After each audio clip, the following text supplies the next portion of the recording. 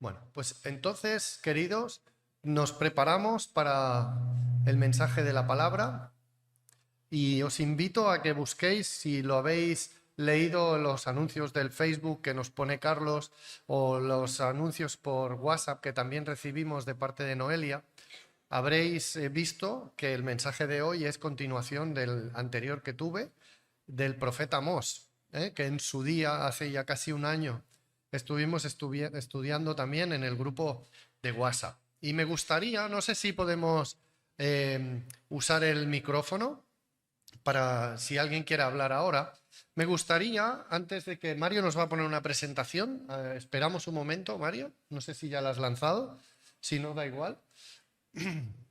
Pero si recordáis algo del anterior, de la primera parte del profeta Amós, los que estuvisteis, ¿qué recordáis? ¿No recordáis ni siquiera unos vídeos que pusimos al principio? Sí, el león. Muy bien. ¿Y qué hacía el león? Rugir, ¿no? ¿Y qué dijimos que eran estos rugidos? Eran advertencias de parte del Señor para su pueblo, ¿verdad? Y luego estuvimos viendo que nos hablaban de diferentes lugares, ¿recordáis? ¿Sí? ¿Alguien se acuerda? No de los nombres concretos, pero ¿cuál era la estructura del texto?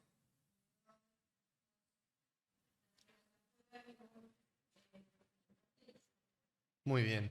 El Señor, a través del profeta Amós, les va hablando de todas las naciones que tenían alrededor y de sus pecados y de cómo el Señor les castiga, para terminar finalmente hablando del reino del sur y al final del reino del norte, que es hacia donde Amós estaba dirigiendo su mensaje.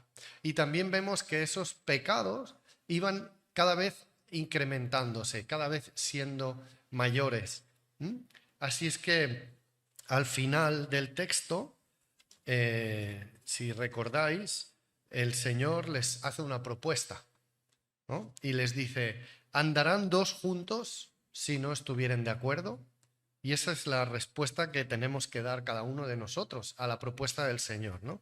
¿Queremos andar con el Señor o no? Y hoy seguimos, y esta segunda parte, ahora sí, si podemos poner en la presentación, Mario. Y esta segunda parte, si recordáis, la primera nos hablaba del rugido del león, y el primer versículo y el último de esa primera sección hablaban del rugido del león. En esta segunda parte se nos va a estar hablando de cómo la ciudad va a ser en la 13, Mario.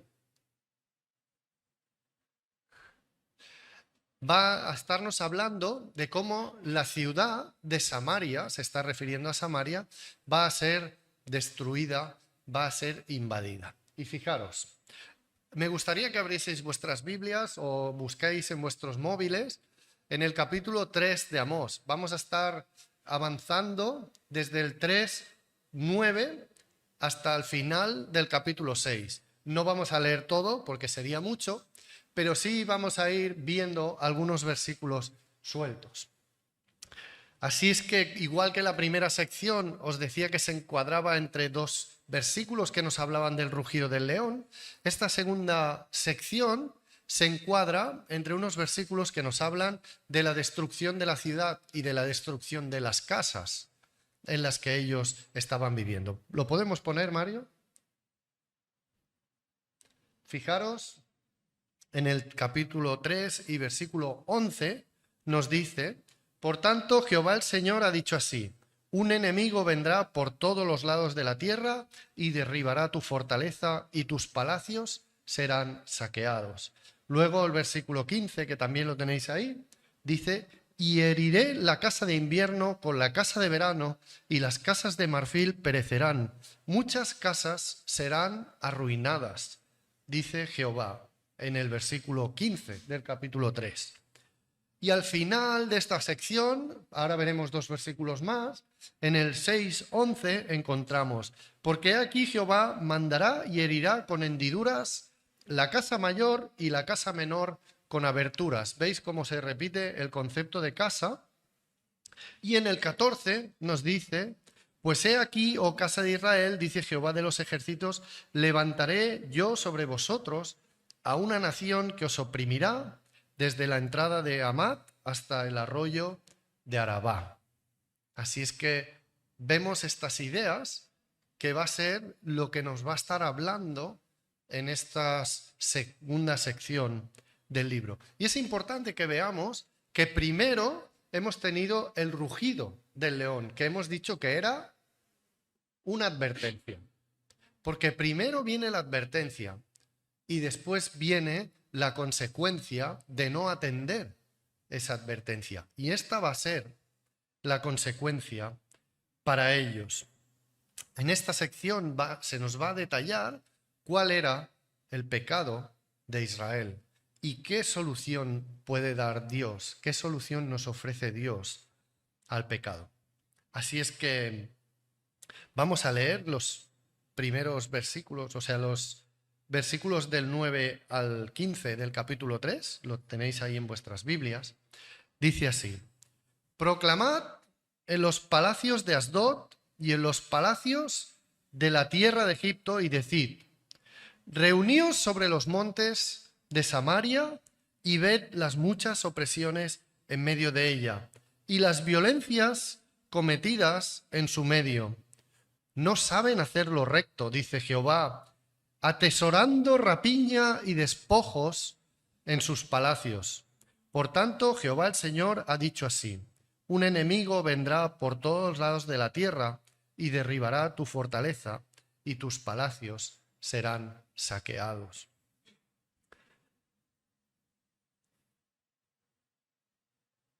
En este texto, Amós, podemos pasar a la siguiente, por favor, Mario, está presentando la circunstancia como si fuese un juicio.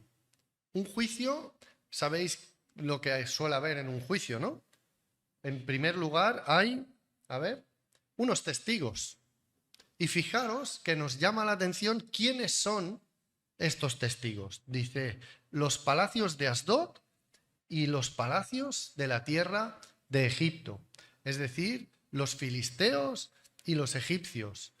¿Recordáis? Los filisteos son los enemigos de Israel y los egipcios eran el país del cual el Señor les había sacado por la opresión que estaban sufriendo. Pues ellos se convierten ahora en los testigos en contra del pueblo de Israel. Les está mostrando el Señor que aquellos que ellos piensan que son muy malos, aquellos que son sus enemigos, son mejores que ellos. O como mínimo podríamos decir que son menos malos que ellos. Y muchas veces como creyentes nos pasa esto. Vemos el mundo y criticamos el mundo. El mundo está fatal, decimos, y es verdad. Pero muchas veces nosotros podemos llegar incluso a estar peor que el mundo, porque nosotros tenemos, o deberíamos de tener, más conocimiento de las cosas del Señor. El Señor nos ha revelado cosas. El Señor, como nos decía antes la nena, nos ha quitado ese velo. Pero ¿sabéis? Una de las cosas que ayer decía Becky dice, yo sabía que era pecadora, pero yo quería seguir haciendo lo que me daba la gana. Y muchas veces nos pasa esto, que el Señor nos muestra, pero no queremos ver. Así es que esos son los testigos. ¿Cuáles son los cargos? Fijaros lo que nos dice: opresión, violencia, juicios injustos, no hacían lo correcto, rapiña y despojo. Todo eso son cosas que aparecen en esos primeros 3 versículos, o 4 que acabamos de leer. En resumen, una opresión y un abuso de poder por parte de los ricos a los pobres, por parte de los que podían en la sociedad. Aprovechaban el aparato político, el aparato judicial y cualquier otra circunstancia que podían para abusar, para robar al pobre. ¿Sabéis una cosa? Hace 500 años, Martín Lutero denunció esto mismo de la Iglesia. Fijaros cómo el pueblo de Dios repetimos los errores. Y Martín Lutero tuvo que denunciar estas cosas. Y podríamos hablar de las bulas papales, podríamos hablar de todas esas cosas que ahora pronto llegará el 31 de octubre y quizás lo estaremos recordando, ¿verdad? Pero sabéis una cosa, 500 años después, el pueblo de Dios a menudo estamos repitiendo lo mismo. Y podríamos hablar hoy en día de la teología de la prosperidad, de aquellos que nos hablan de que si no nos va bien es porque no tenemos fe, de aquellos que nos dicen que hay que servir en victoria porque somos hijos del rey y cosas así parecidas, ¿verdad? También podríamos hablar de aquellos que siendo creyentes se creen que son los únicos que tienen sana doctrina, aquellos que aprovechan de su situación para aprovecharse de los hermanos, muchas veces pobres, aquellos pastores que abusan de la congregación. ¿Cuántas veces vemos esta cosa? Y fijaros cómo estamos repitiendo lo mismo que Amós está denunciando.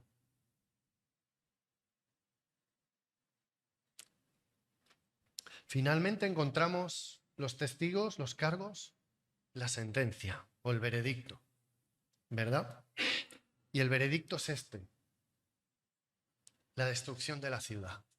Un enemigo vendrá por todos lados de la tierra y derribará tu fortaleza, y tus palacios serán saqueados. Esa abundancia en la que vivían, esas fortalezas que se habían construido, iban a ser destruidas.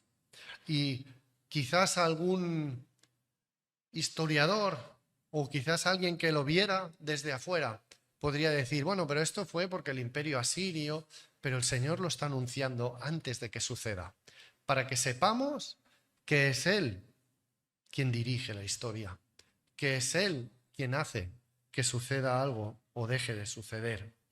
Y esto es una advertencia para aquel pueblo, para el pueblo de Dios, para que se volviese al Señor, dejasen esas injusticias. Hemos estado leyendo en la primera carta de los Corintios cómo el pueblo de Dios, fijaros que también ya en tiempos de Pablo esto se repetía, y los ricos comían muy bien y al que no tenía pasaba hambre. Esas injusticias a nivel social que no podemos permitir, al menos dentro de la Iglesia. Si no alcanzamos a ayudar al mundo en muchas ocasiones, sí al menos que en la Iglesia no haya esas desigualdades. Así es que este es el juicio que Dios está emitiendo en este capítulo 3. Y hay un par de versículos ahí que me gustaría explicarlos, porque la idea mía de esta serie de mensajes es que os animéis a leer el libro, que lo leáis por vuestra cuenta. Y sé que a veces hay versículos que cuestan entender. Y uno de ellos está aquí en el versículo 12 del primer capítulo. Dice, así ha dicho Jehová, de la manera que el pastor libra de la boca del león 2 piernas o la punta de una oreja, así escaparán los hijos de Israel que moran en Samaria, en el rincón de una cama y al lado de un lecho. Quizás alguien piensa, el Señor está de alguna manera anunciando que a pesar de que va a haber la destrucción de la ciudad, de que a pesar de que van a venir esos enemigos, a pesar de todo eso, el Señor les va a librar. Pero no es esto lo que el Señor está diciendo aquí. Este texto lo vimos los que estuvimos haciendo el estudio por WhatsApp, no sé si os acordaréis, pero en Éxodo capítulo 22, no lo vamos a leer ahora, habla de cómo debían de conducirse los pastores asalariados, cómo debían de conducirse. Entonces es muy fácil pensar por un momento, ¿no? Que te toca cuidar un rebaño de ovejas, eres el pastor y vas a cobrar un salario por eso. Pero estás ahí entre las ovejas y hace frío, ha llovido, te mojas, estás disgustado con tu patrón y piensas, pues qué poco me paga para tanto esfuerzo que tengo que dedicar, ¿verdad? ¿No os ha pasado nunca en vuestro trabajo esto? ¿Qué pensáis esto? Y entonces dices, pues mira, como me paga poco, voy a coger una oveja y así la vendo o me la como y así gano un poquito más, ¿verdad? Y entonces el Señor establece unas leyes en este capítulo de Éxodo para casos como este, ¿no? Y dice, si alguna vez una fiera se come una de las ovejas, el pastor asalariado tiene que rescatar la evidencia de que ha sido una fiera quien se ha comido la oveja, para que el patrón no pueda pensar que el asalariado está robándole. ¿Entendéis? Y entonces dice, presentará delante de su patrón una punta de la oreja o las patas que ha conseguido rescatar de la fiera que se ha comido a la oveja. No es que la oveja se hubiese salvado, sino que aquello era la evidencia de que la oveja había sido atacada por una fiera. Pues el Señor está diciendo esto. Los poquitos que quedaréis seréis la muestra de que esto ha sido la destrucción de la ciudad. Eso es lo que está diciendo. Así es que esto era lo que el Señor les decía. También Bueno, vamos a ir avanzando porque si no vamos a terminar tarde. Pero este es el juicio del Señor. Y ahora, ¿qué solución vamos a dar a este problema? ¿Qué soluciones hay? Lo primero que tenemos que ver es que en los profetas es algo que sucede siempre. El juicio de Dios no se anuncia para condenar al pueblo. Muchas veces nosotros como humanos juzgamos, andamos criticando y ya hemos condenado a la persona. Ya le hemos condenado. Pero cuando el Señor está anunciando un juicio y está anunciando una sentencia como ha hecho aquí, lo está haciendo para que el pueblo se arrepienta, para que el pueblo cambie y para que el pueblo pueda evitar ese juicio. Eso es lo que está haciendo el Señor aquí. Así es que en el capítulo 4 y en el capítulo 5 que vamos a ver ahora, vamos a ver cómo el Señor está llamando al arrepentimiento, cómo el Señor quiere que el pueblo cambie. Y en el capítulo 4 vamos a ir viendo, nos muestra cuál era el problema del pueblo. El problema del pueblo era su religiosidad. A ver si me aparece. Fijaros, el problema del pueblo era la religiosidad. Y si vais siguiendo ahí los versículos que irán apareciendo, no, puedes ponerlo, Mario. Vamos a ir viendo cómo el culto que ellos hacían no era el culto que el Señor pedía, sino que era el culto que ellos deseaban. Era las incongruencias que había entre su manera de vivir y sus cultos muy fastuosos. Ayer también alguien decía, una de las amigas de Mari está viviendo en Roma, ¿no? Y la madre decía, dice, yo cuando voy a visitarla me gusta ir a veces a escuchar el Angelus del Papa. No sé si alguna vez lo habéis escuchado. Dice, no porque sea católica, sino porque me gusta toda esa liturgia y toda esa pomposidad que tienen, ¿verdad? Pero que en el fondo está vacío. Pues eso es lo que les pasaba a ellos. Fijaros, ofrecían ofrendas con pan leudado, cuando la ley exigía que las ofrendas debían de ser con pan sin levadura. También presentaban las ofrendas en el lugar donde ellos querían, en Betel y en Gilgal, pero no en el templo de Jerusalén donde debían de hacerlo.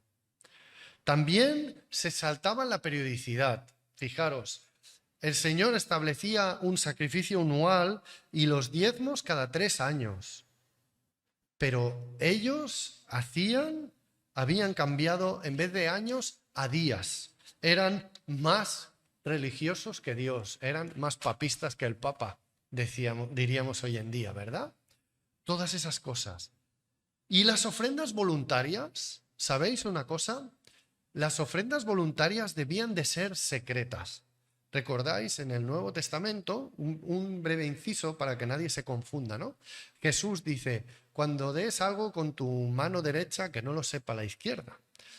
Pero esto no está hablando de la ofrenda a la iglesia, ni está hablando del diezmo, porque esas eran cosas que se conocían. Si recordáis, cuando Jesús está en el templo, dice que veía lo que cada uno echaba en el buzón, ahí donde se ponían las ofrendas. Y llega una viuda y dice, y pone 2 blancas. Todo el mundo veía, o todo el que quería estar mirando, lo veía. No había secreto. Ahora, sí había secreto cuando era limosna o cuando era una ofrenda voluntaria. Entonces, lo que el Señor nos enseña es, no hagáis eso para que os alaben y para aparentar. Si tú estás ayudando al pobre, no lo vayas pregonando luego por ahí. Si tú quieres dar una ofrenda voluntaria al Señor, no hagas anuncio para que todo el mundo vea lo santo que eres y lo bueno que eres, ¿verdad? Pero ellos hacían eso.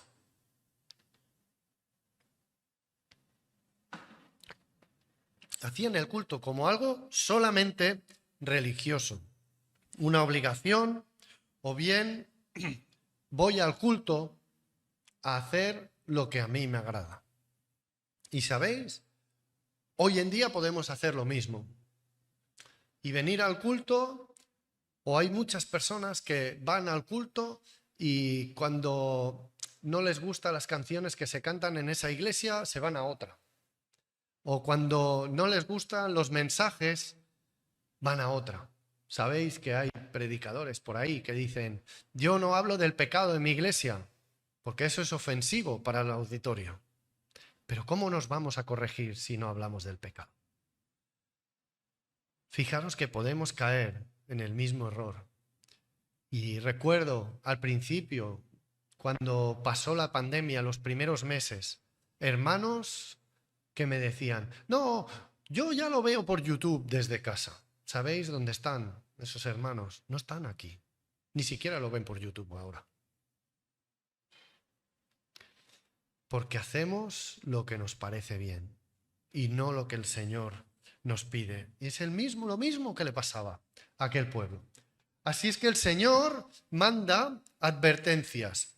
Y ahí en ese texto que veis, Deuteronomio 28 y 29, es un texto muy extenso, que empieza incluso un poco antes, es donde el Señor hace un pacto con su pueblo. Hace un pacto con su pueblo y les dice, si me obedecéis, cumplís con las leyes que yo os he dado, tendréis estas bendiciones y una lista de bendiciones. Ahora bien, si no me obedecéis y hacéis lo que os parece bien y no cumplís con mis leyes, tendréis estas consecuencias. Y esas son esas que vemos ahí.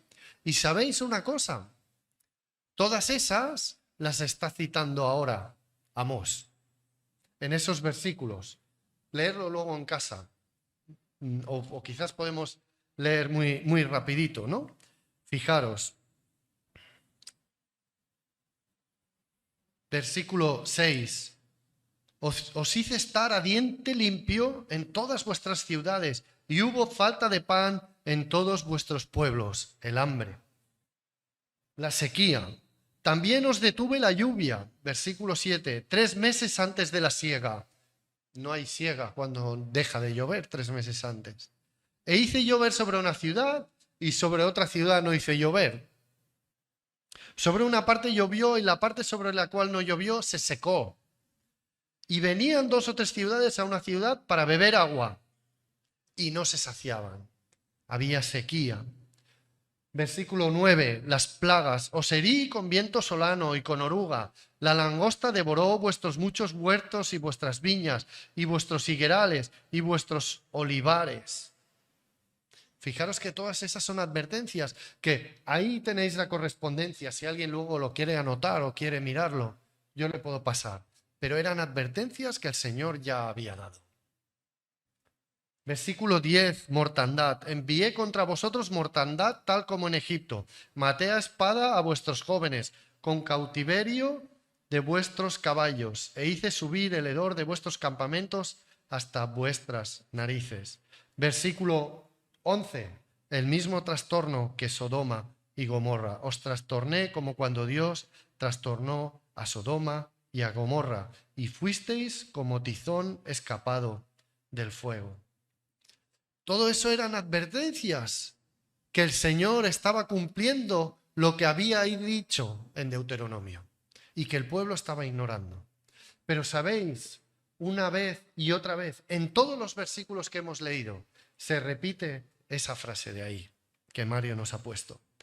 Versículo 6, mas no os volvisteis a mí, dice Jehová. Versículo 8, con todo no os volvisteis a mí, dice Jehová. Versículo 9, pero nunca os volvisteis a mí, dice Jehová. Versículo 10, mas no os volvisteis a mí, dice Jehová. Versículo 11, mas no os volvisteis a mí, dice Jehová. Una y otra vez el pueblo, a pesar de las advertencias, no se volvían a él. Y llegados a esta situación, el Señor nos pone dos opciones.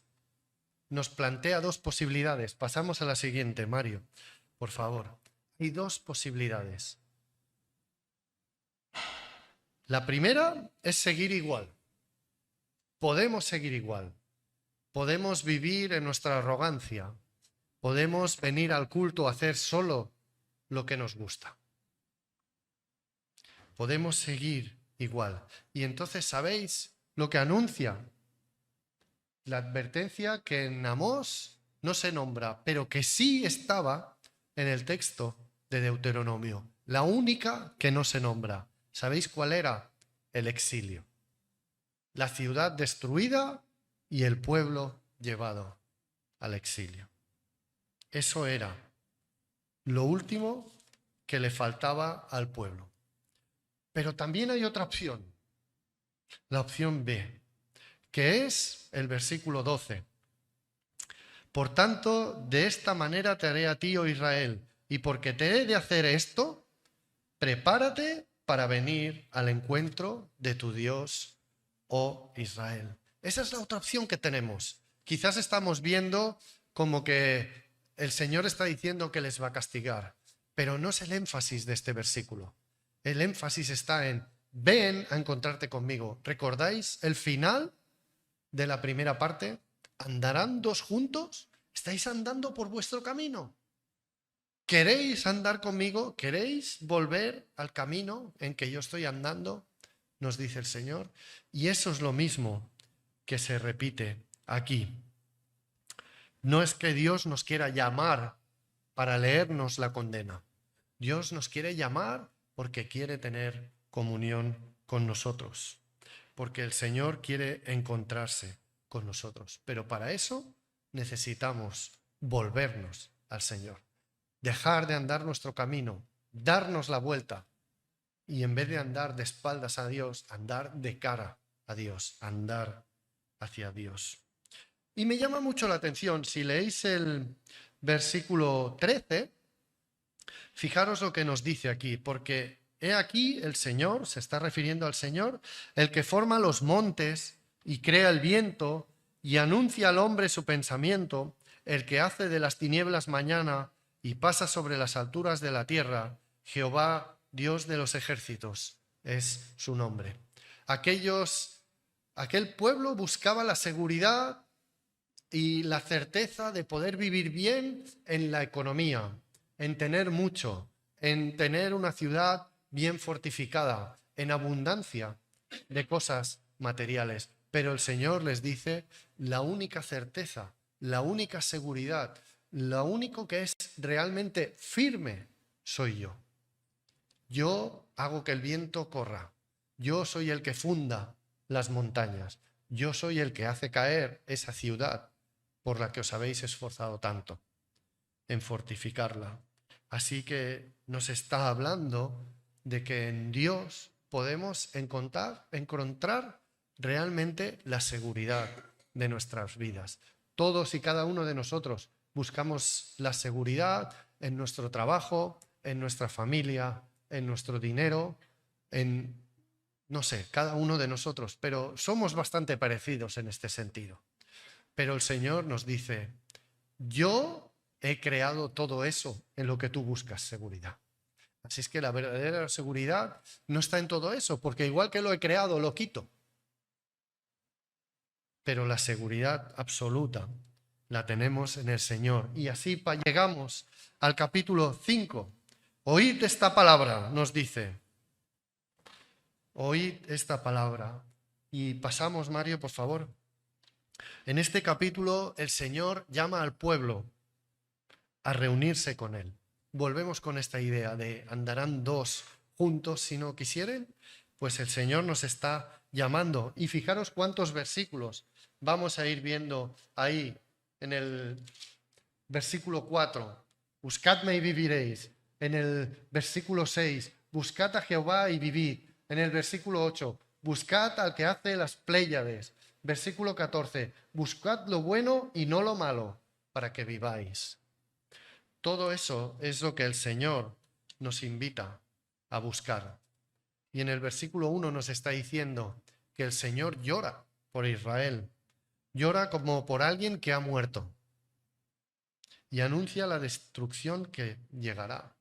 Pero hay esperanza. Hay esperanza si buscamos al Señor, si nos volvemos a Él. No se trata de religiosidad, hermanos. Se trata de buscar al Señor, de ir a encontrarnos con el Señor, de ir a buscar al Señor. De eso se trata. Fijaros, la frase esta que os he puesto aquí, el fracaso de la religiosidad. El Señor está nombrando ahí 3 lugares a los que ellos iban en su religiosidad. Y el Señor les dice, dejad de hacer esto, porque no vale para nada. No seáis religiosos, no seáis cumplidores del domingo. Se trata de vivir y de buscarme a mí todos los días. Se trata de eso. Fijaros, Betel es el lugar donde estaba Dios y donde se aparece por 2 veces a Jacob, en Génesis 28 y Génesis 35.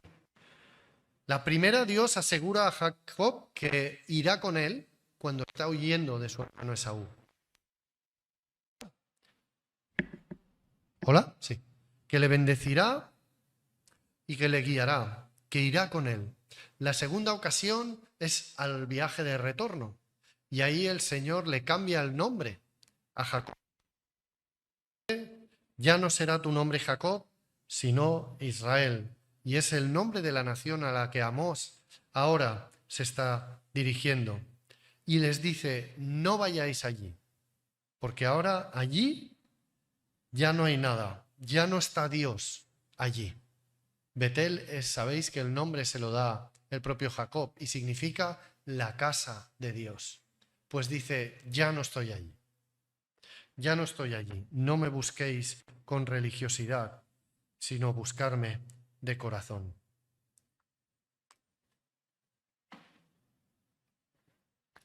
Gilgal. Gilgal era el nombre de la ciudad por la cual entraron a la tierra prometida. Josué, el comandante del ejército, puso allí su base y empezaron la conquista de la tierra prometida desde Gilgal. También en Gilgal fue nombrado rey el rey Saúl, el primer rey de Israel. Así es que Gilgal era un lugar de reconocimiento nacional, era un lugar donde la nación recibía su identidad. Y el Señor les dice, no vayáis a Gilgal. El lugar desde el que conquistabais, el lugar donde nombrabais reyes, ahora va a ser conquistado y va a ser destruido. Todo esto ya no tiene razón de ser. Y la tercera ciudad que se nombre era Berseba. Y es curioso porque Berseba no estaba en el territorio del norte, sino que estaba en el territorio del sur. Por eso Amós en este texto no anuncia su destrucción, porque no es el país que iba a ser destruido. Pero sí era un lugar donde iban peregrinando. Y era el lugar donde el Señor se había encontrado con cada uno de los patriarcas, con Abraham, con Isaac y con Jacob. Y allí les había dado un mensaje, la promesa de que el Señor iba con ellos. Pero ahora Amós les está diciendo, es que yo os prometí que íbamos a ir juntos, pero es que vosotros habéis ido por otro camino. Así es que ya no ha lugar que vayáis a Berseba. Ya no tiene ningún sentido que vayáis a ese lugar, porque no queréis caminar conmigo. Y lo que hace Amós es esto, que leemos ahí, contrastar entre la vida religiosa y la vida diaria, el día a día. Y aquí tenemos que reconocer, hermanos, que muchas veces somos muy santos el domingo. El domingo, como decimos en catalán, això és una bassa d'oli, normalmente, una balsa de aceite. Todo va de maravilla. Pero la realidad de los lunes a los sábados, qué diferente que es, ¿verdad? Ya no somos tan santitos. Ya somos egoístas. Ya miramos solamente por lo nuestro. Y eso es lo que hacían ellos. Así que el Señor les dice, abominé vuestras solemnidades y no me complaceré en vuestras asambleas. Mira, si de lunes a sábado no eres capaz de vivir realmente como un cristiano, como alguien que quiere seguir de verdad a Jesús, cuando vienes el domingo aquí, al Señor le das asco. Eso es lo que dice. Abominé y no me complaceré. Eso es lo que nos dicen. Y si me ofrecierais vuestros holocaustos, si vienes aquí a ofrecer sacrificio al Señor y vuestras ofrendas, no los recibiré. Ni miraré las ofrendas de paz de vuestros animales engordados. Quita de mí la multitud de tus cantares. ¿Vienes a cantarle al Señor? Pues no escucharé las salmodias de tus instrumentos, pero corra el juicio como las aguas y la justicia como impetuoso arroyo. El Señor no necesita de nosotros que vengamos a cantarle. No necesita de nosotros que acudamos al culto. No necesita de nosotros ni siquiera nuestras ofrendas. No necesita nada de nosotros el Señor. Somos nosotros quienes necesitamos todo eso. Y muchas veces lo hacemos como se nos está diciendo aquí. Hacéis el culto que bien os gusta, como bien os parece. Hacéis las cosas como a vosotros os gusta. Y es curioso, esta advertencia ya se la había dado el profeta Samuel al rey Saúl. Recordáis la historia, ¿verdad? Saúl se pensaba como pensamos muchas veces cada uno de nosotros y como piensa muchas veces el mundo. Yo puedo hacer lo que me dé la gana, que luego, como dicen algunos filósofos, la profesión de Dios es perdonarme. Así es que yo hago lo que me dé la gana y luego voy el domingo, me confieso o no me confieso, pero voy el domingo y el Señor me perdona. Y eso es lo que pensó Saúl. Saúl desobedeció la orden del Señor, pero luego viene Samuel y le dice, ¿has desobedecido? No, era para ofrecer sacrificios. Y eso es lo que hacemos nosotros. Vivimos como nos da la gana, pero luego el domingo somos muy religiosos. El domingo, qué buenos que somos. Y vamos avanzando. Perdonadme que me estoy alargando un poco, pero vamos avanzando. Y llegamos al capítulo 6. El capítulo 6 nos describe, vamos pasando, Mario, la opulencia de los ricos y nos advierte de que el juicio de Dios es inminente. Versículo 8 nos habla de eso. También nos dice que esto afectaba a todo el pueblo. Dice el versículo 1, Ay de los reposados en Sión y de los confiados en el monte de Samaria, los notables y los principales entre las naciones. Fijaros, los importantes. El primero nombra el Señor a los importantes, a los que gobernaban. Pero entonces dice, a los cuales acude la casa de Israel. Aquellos obraban mal, dice, pero todo el pueblo les seguía. Había seguidismo. Todos les seguían. Así es que el Señor va a condenar primero a los ricos, pero también a los que les seguían, a los que a pesar de que veían esa vida sin fruto, les seguían. Así es que eso es lo que el Señor va a hacer. Y aquí sí me gustaría en el capítulo 6, un par o tres de versículos que hay que nos pueden llamar un poco la atención, ¿verdad? En el versículo 2, versículo 2 dice, pasad a Calne y mirad, y de allí id a la gran Hamat, descended luego a Gat de los filisteos. Ved si son aquellos reinos mejores que estos reinos, si su extensión es mayor que la vuestra. ¿Sabéis? El problema que tenían era que eran autoindulgentes. Se decían, todo nos va de maravilla. El rey había conquistado más territorio. A los ricos les iba de bien en mejor. Cada vez tenían más y se creían mejores que otros. Decían, si Dios me está bendiciendo tanto, eso es porque soy fenomenal. Qué bueno que soy. Y el Señor les dice, mirad, os creéis mejores que los demás. Igual que castigué a aquellos, os castigaré a vosotros. Bueno, hay más cosas, pero vamos a ir pasando. La consecuencia inevitable es el juicio de Dios. Pero me gustaría que nos quedásemos hoy con un par de frases que a mí personalmente me recuerdan a Jesús. Y ahí os lo he puesto. Amós nos interpela como Jesús. Vamos a verlas. En la primera parte decíamos, ¿andarán dos juntos si no estuvieren de acuerdo? Y Jesús le dice a sus discípulos, si alguno quiere venir en pos de mí, niéguese a sí mismo y tome su cruz y sígame. Y el Señor sigue diciendo lo mismo. Lo decía en tiempos de Amós, ¿andarán dos juntos? Y lo dice en tiempos de Jesús y nos lo dice hoy. ¿Quieres seguir al Señor? Nos está diciendo. Quizás te has sentido reflejado en alguno de los juicios, en alguna de las maneras de conducirse de aquel pueblo, pero estamos a tiempo de cambiar. En esta mañana Jesús te dice, si quieres andar conmigo, toma tu cruz y sígueme. Tenemos esa oportunidad de volvernos de nuevo al Señor y de cambiar.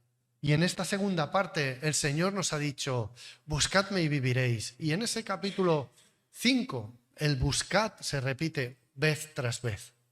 Se va repitiendo vez tras vez. Y el Señor nos dice hoy a nosotros, igual que Amós lo dijo a aquel pueblo. Dice, pedid y se os dará, buscad y hallaréis, llamad y se os abrirá. Y eso es lo que el Señor espera de nosotros. Mira, el Señor no espera de ti que vengas al culto y seas muy religioso, que cantemos de maravilla y que prediquemos muy bien y que disfrutemos muchísimo del culto. No espera eso el Señor de nosotros. El Señor espera de nosotros que le busquemos, que andemos detrás de Él, que le sigamos.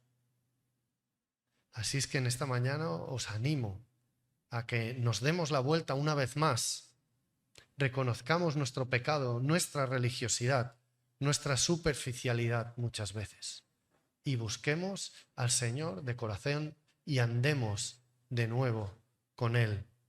Él nos tiende la mano y nos dice, anda conmigo.